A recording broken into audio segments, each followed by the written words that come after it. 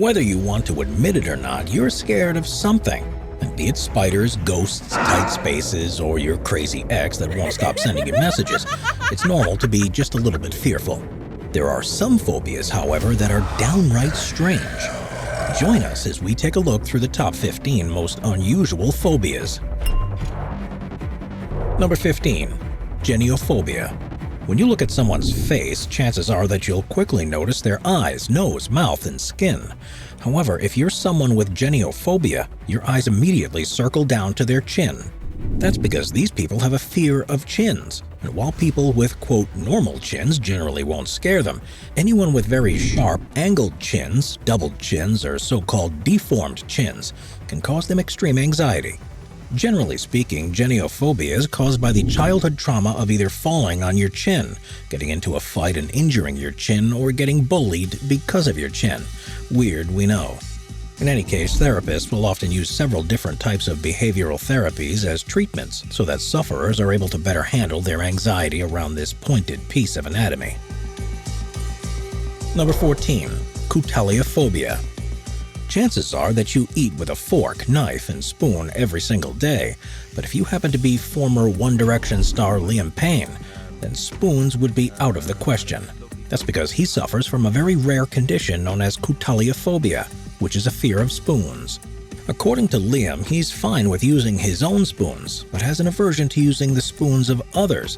And this is because, quote, when I was a kid, I was a bit naughty at school, and when you were naughty, they made you do the washing up.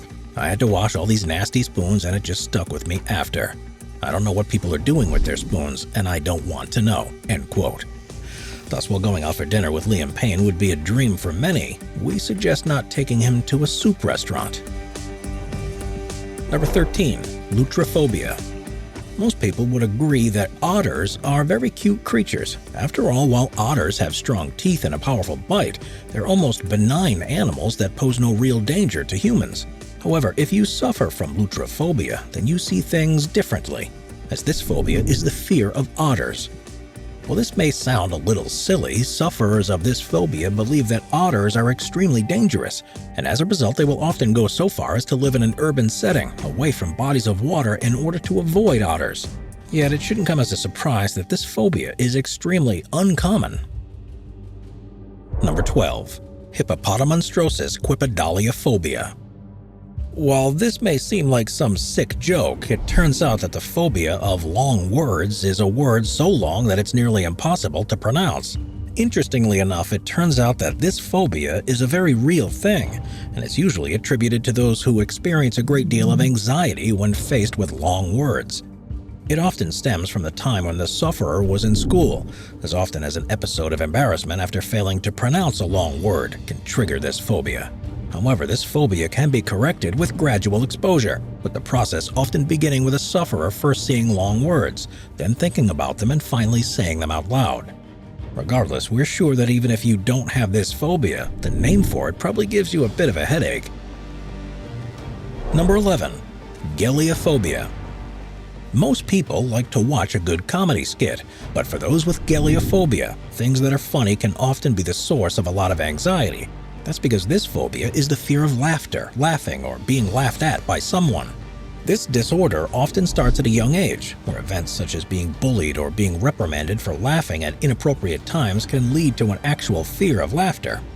And as a result, sufferers often find that social situations where they're expected to laugh are a source of anxiety, since they don't know how to act or react when confronted with jokes. As such, the reaction to these situations is often a feeling of discomfort, and for some, panic attacks and heart palpitations are even a possibility. Therefore, while many people try to laugh away their problems, this simply isn't possible for those with Geliophobia. Number 10. Dipnophobia. We get it. Talking at the table can be awkward, and be it getting grilled about what you did today or having a political debate with extended family members on Thanksgiving, it's normal to have some mild annoyance toward these types of confrontations. However, if you suffer from dipnophobia, then you likely take this annoyance to a whole new level, since this phobia is the fear of dinner conversations. To be clear, dipnophobia does not relate to being scared of the food itself, but rather to the idea of having social interactions during dinner time.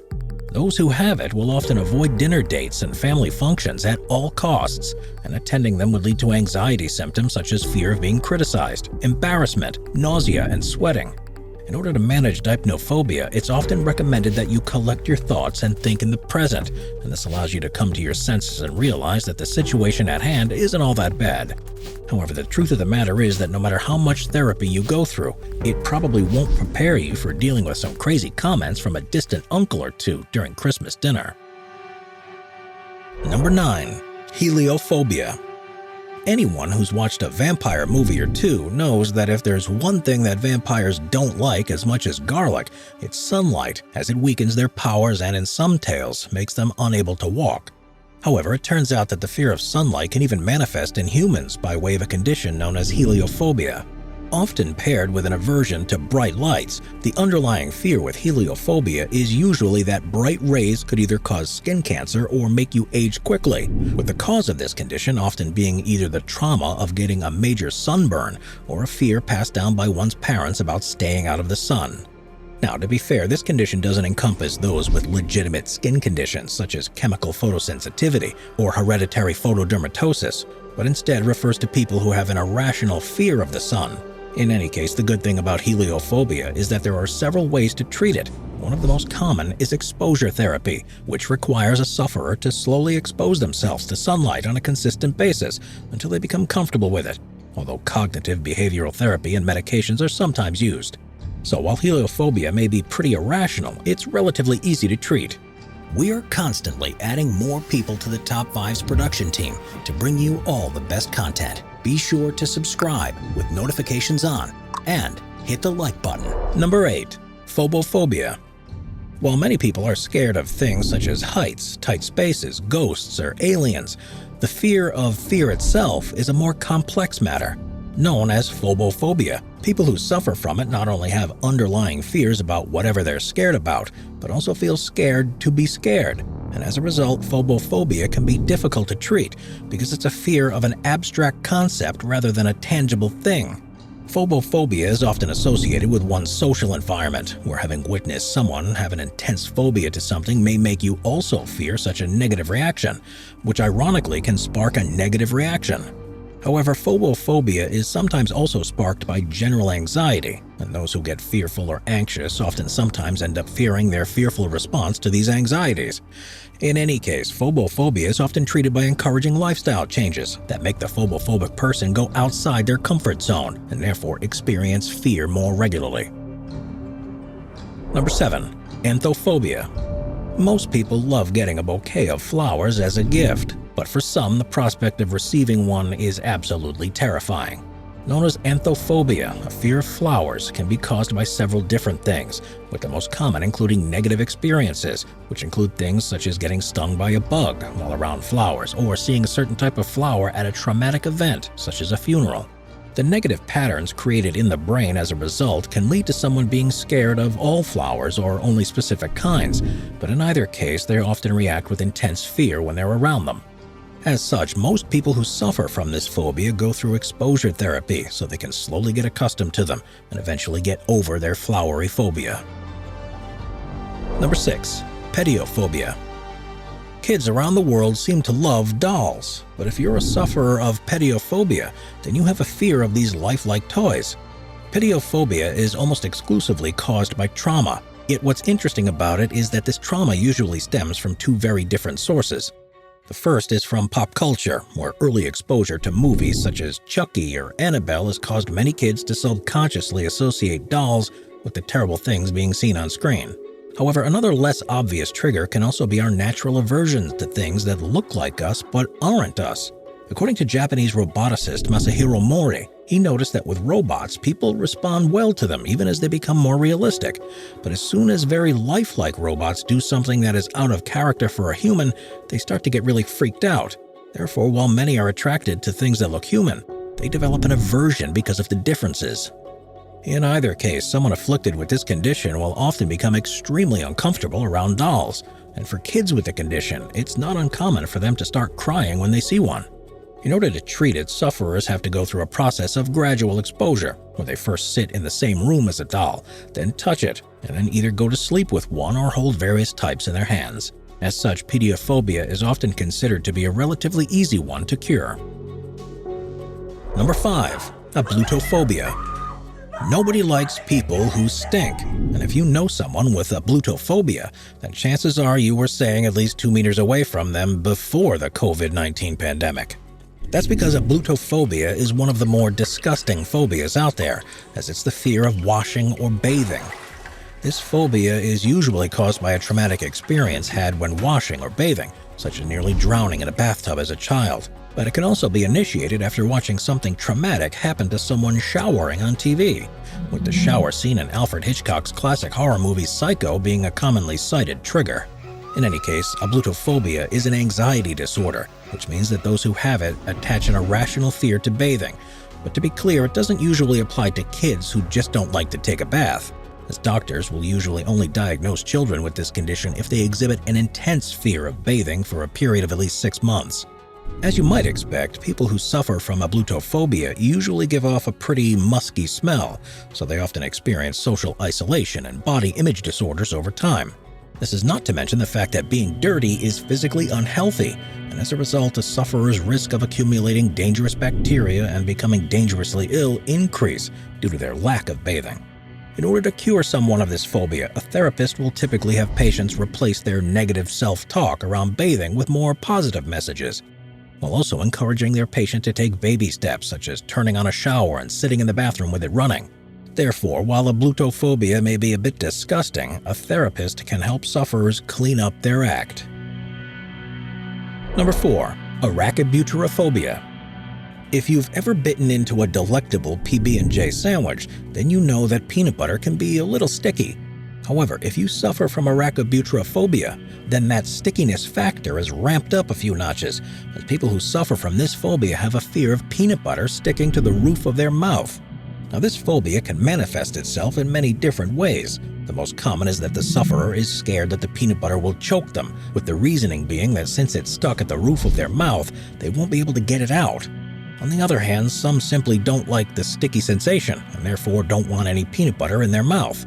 As with anything, there are levels of severity to this phobia, with some people being comfortable with small amounts of peanut butter, while others won't eat any foods where it's an ingredient.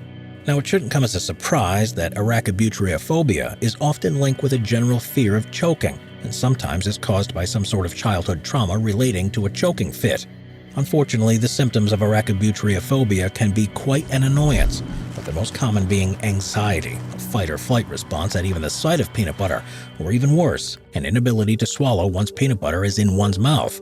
In order to cure it, sufferers often have to go through some sort of exposure therapy, with methods such as looking at photos of people safely eating peanut butter and introducing ingredients that contain trace amounts of peanut butter into one's diet, being textbook cures for the phobia.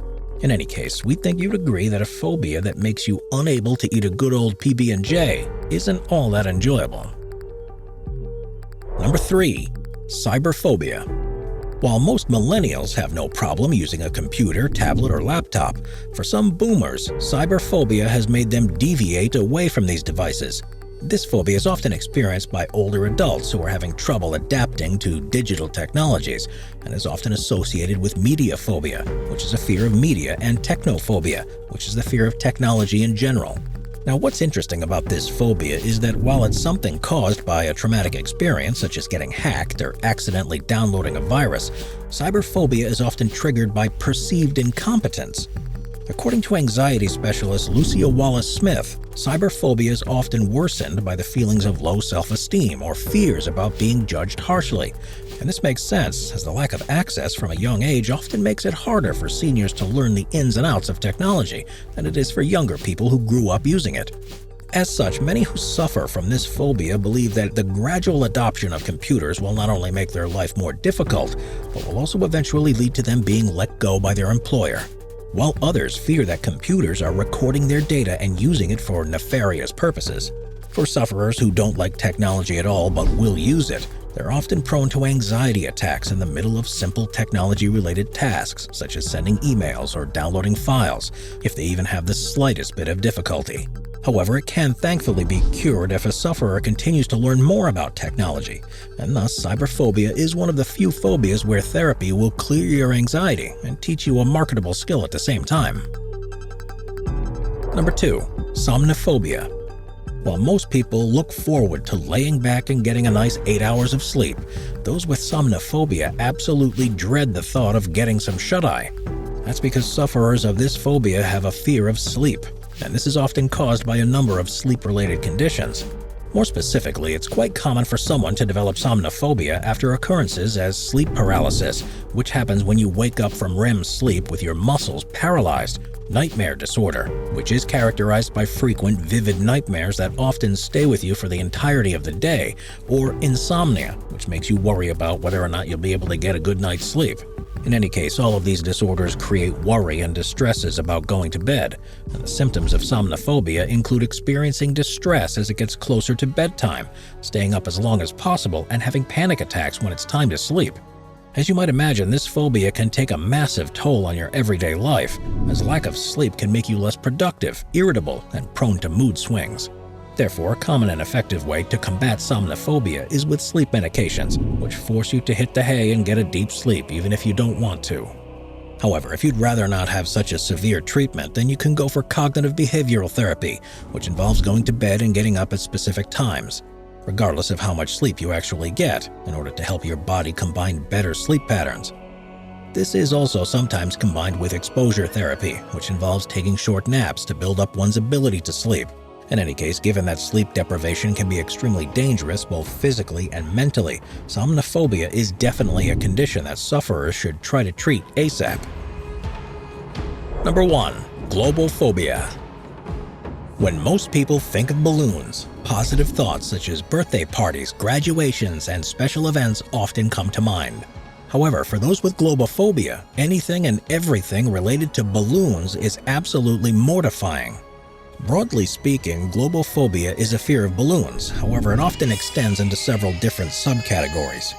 For most sufferers, a deflated balloon will not cause anxiety, but anxiety will often be triggered when the balloon is blown up, with it reaching a peak once the balloons are tied up and ready to go. Once blown, the fear will sometimes relate to sensory things such as the sight, noise, smell, or texture of a balloon, while for many others it's the popping of a balloon that gets them startled. As you might imagine, this fear usually starts in childhood, with events such as a balloon popping or deflating in one's face often being a trigger for the phobia.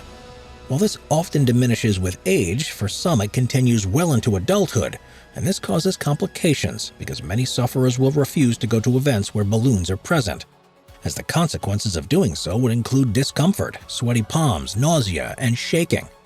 Interestingly enough, some people in high-up places have this fear, with Oprah Winfrey being chief among them.